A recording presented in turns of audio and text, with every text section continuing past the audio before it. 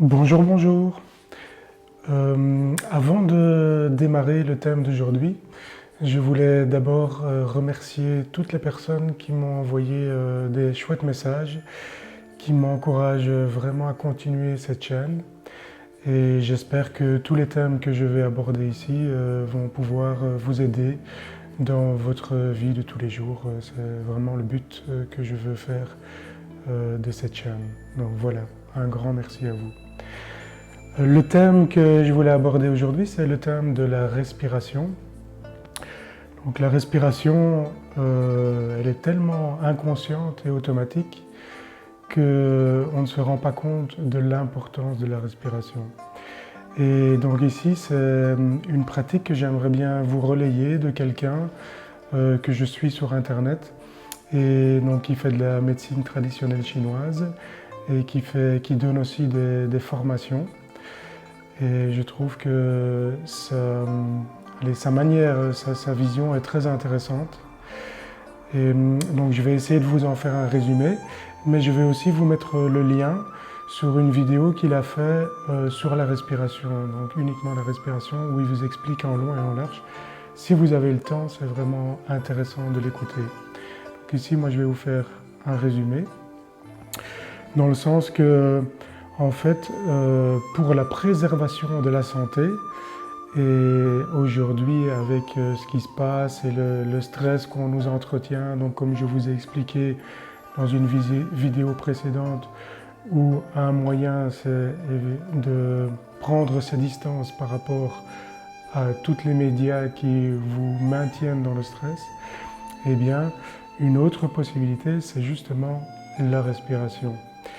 Et la respiration fait partie de 3 piliers importants de la préservation de la santé. Donc il y a le mental, avec les gestions des pensées.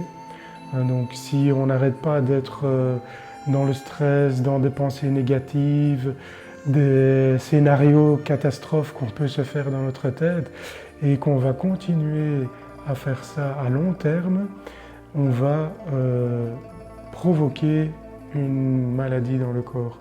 Donc à partir de la pensée négative, on peut aller jusqu'à provoquer la maladie dans le corps. Le deuxième pilier de la santé, c'est l'alimentation. Et celui dont on va parler aujourd'hui, c'est la respiration. Donc pour vous donner quelques chiffres de l'importance de la respiration, il faut savoir qu'on respire entre 14 000 et 17 000 fois par jour. Et que quand on est au repos, on va prendre plus ou moins un demi-litre d'air dans les poumons. À chaque cycle respiratoire, on va prendre un demi-litre d'air. Donc ça, c'est quand on est dans une respiration inconsciente et qu'on est au repos, par exemple, quand on va lire un livre. En cas de stress, on va diminuer ce volume de moitié. Et donc, c'est la moitié d'oxygène qu'on a en moins pour nourrir nos cellules. Ça peut même aller parfois jusqu'à l'apnée, où on ne se rend même pas compte, mais on est tellement stressé qu'à un certain moment, on coupe sa respiration. Et donc, ici, ce qu'on va faire, c'est respirer de manière consciente, puisque d'un côté, la plupart du temps, on fonctionne en respiration inconsciente, on va, dans la journée, respirer à plusieurs moments de la journée de manière consciente. Et ça va avoir l'avantage de recharger notre batterie interne, donc nous redonner de l'énergie. Ça va aussi avoir l'avantage de diminuer le stress. Ça va aussi avoir l'avantage d'éliminer plus de toxines. Donc par l'inspire et par l'expire, à l'expire on va éliminer les toxines. Et donc on va pouvoir améliorer ça. Et ça va aussi avoir l'avantage de masser nos organes internes. Et comment est-ce que les organes internes sont massés?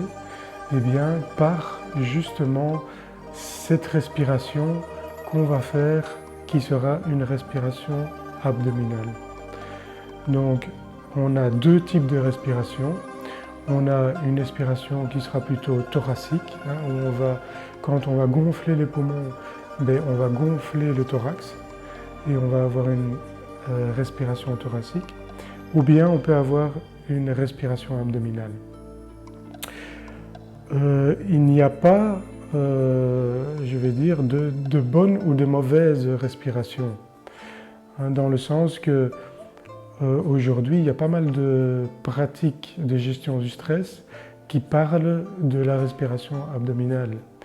Mais ce n'est pas pour ça qu'il n'y a que la respiration abdominale qui est la meilleure respiration et que c'est celle-là qu'il faut faire tout au long de la journée. Non, non. Quand on respire normalement, on va utiliser les deux parties et c'est très bien comme ça parce que quelque part, la respiration thoracique va permettre d'ouvrir la cage thoracique et c'est aussi très bien pour le corps. C'est juste qu'il faut savoir que la respiration thoracique, elle est beaucoup plus dynamisante et donc là, il faut savoir quand on va vouloir l'utiliser, tandis que la respiration abdominale va plutôt nous amener au calme et à la paix intérieure. Alors, pour ceux qui ne savent pas comment fonctionne la respiration abdominale, en fait, c'est très simple. Ce qu'on va faire, c'est que quand on va inspirer, on va bloquer notre thorax. Et donc, on va, par l'intention également, hein, ça aide à le faire, par l'intention, on va remplir les poumons en bloquant le thorax. Et donc, on va pousser l'air dans le bas des poumons. Et cet air va aller pousser le diaphragme. Donc, le diaphragme, c'est un ensemble de muscles qui va diviser la partie haute du corps de la partie basse du corps. Dans le haut du corps, les poumons sont posés sur le diaphragme. Le cœur est aussi posé sur le diaphragme. Et en dessous, on va avoir le foie, l'estomac, les intestins, etc. Et eux sont en dessous du diaphragme. Et c'est ça qui va faire que quand on va pousser sur le diaphragme, ça va masser les organes.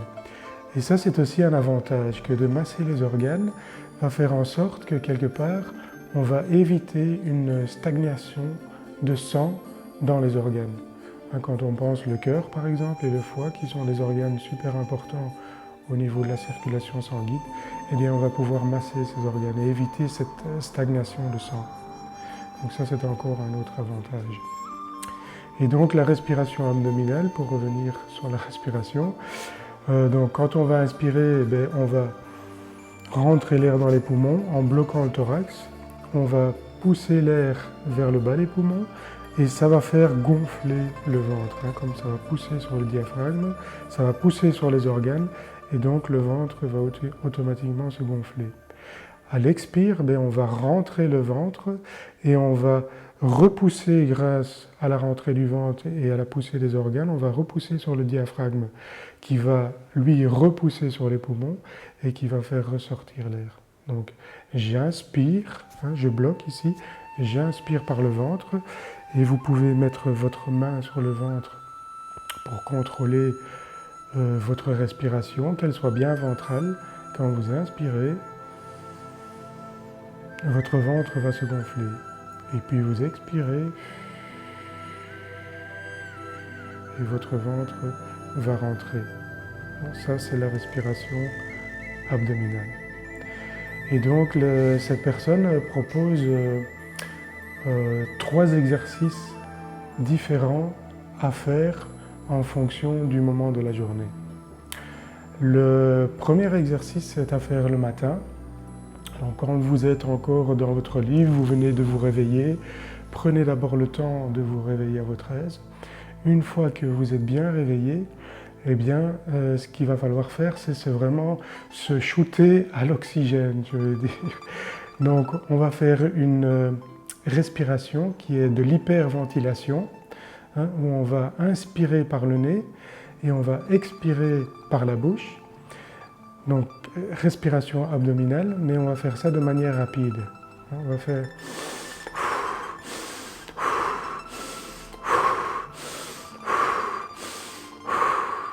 Ceci sans forcer. Donc il ne faut pas forcer non plus sur le ventre et trop forcer sur pousser les organes et trop forcer sur rentrer le ventre. Donc il faut mais une respiration rythmée et rapide.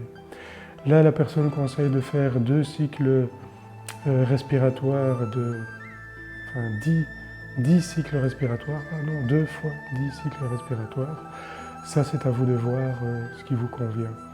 Donc ça, c'est pour le matin. Et pourquoi on fait en position couchée? C'est parce que quand on n'est pas habitué et qu'on se shoot à l'air, je vais dire l'oxygène, on risque d'avoir la tête un peu qui tourne. Et donc ça va donner l'avantage d'amener de l'oxygène dans le sang, aussi de ramener le sang aux extrémités du corps. Par exemple, vous allez sentir que vous allez faire ça, la chaleur va revenir dans vos mains, puisque pendant la nuit, le sang, donc on est vraiment reposé, et le sang va plutôt revenir aux organes. Donc c'est renvoyer le sang aux extrémités. Donc ça, c'est déjà une première respiration consciente qu'on va faire. Ensuite, la deuxième proposition, c'est de faire une respiration consciente le soir. Et ça va être une respiration pour revenir au calme. Et là, donc, l'idée, c'est d'inspirer naturellement. J'inspire. Et quand vous allez expirer, eh bien, vous expirez comme si vous souffliez une bougie. Et on ne veut pas l'éteindre, la bougie, on va faire un souffle très très lent juste pour faire vaciller la flamme. Et ça, on le fait avec une petite ouverture de la bouche. Donc on fait j'inspire normalement, et puis j'expire. Et là, vous allez expirer le plus longtemps possible, mais sans forcer. Donc sans aller dans et je ne sais plus. Donc c'est vraiment juste que vous sentez que je ne sais plus, je reprends de l'air, j'inspire, et puis je souffle. Tout lentement, j'inspire.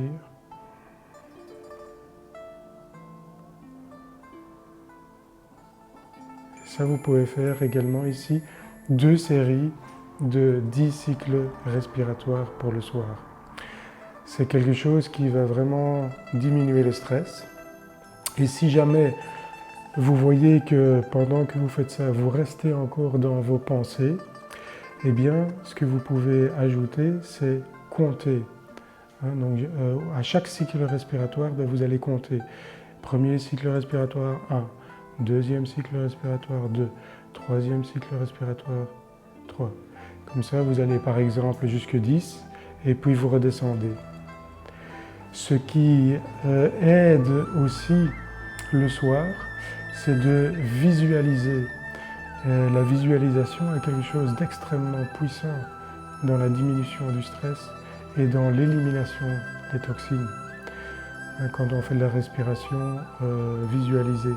Et vous pouvez par exemple visualiser que vous respirez un air blanc et pur qui rentre dans vos poumons à l'inspire. Et à l'expire, vous imaginez que l'air gris, noir, vicié ressort et part de votre corps avec toutes les toxines, toutes les mauvaises choses qu'il y a. Ça, vous pouvez aussi ajouter comme possibilité. Et la troisième chose, c'est qu'on va respirer tout au long de la journée de manière consciente. Et donc là, c'est simplement prendre le temps pendant la journée. Donc il conseille de 20 à 30 fois pendant la journée de prendre le temps de respirer de manière consciente. Et donc là, on va sans forcer, on va de manière consciente inspirer, gonfler le ventre sans forcer, et puis on va expirer.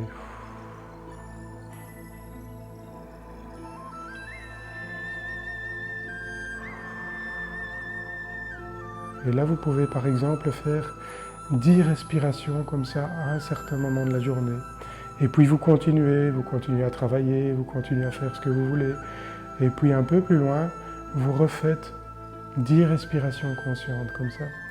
Et ça va permettre tout au long de la journée de recharger votre batterie et de calmer vos émotions. Et ça va être une grande aide pendant la journée. Donc voilà, j'espère que ce programme vous plaît. Donc si vous voulez avoir plus d'explications, il explique ça vraiment très bien. Vous pouvez aller voir la vidéo dont je mets le lien en dessous.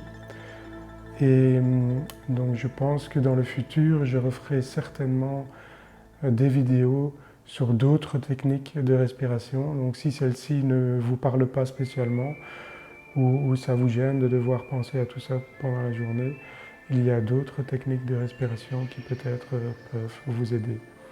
Donc voilà, je vous dis à très bientôt.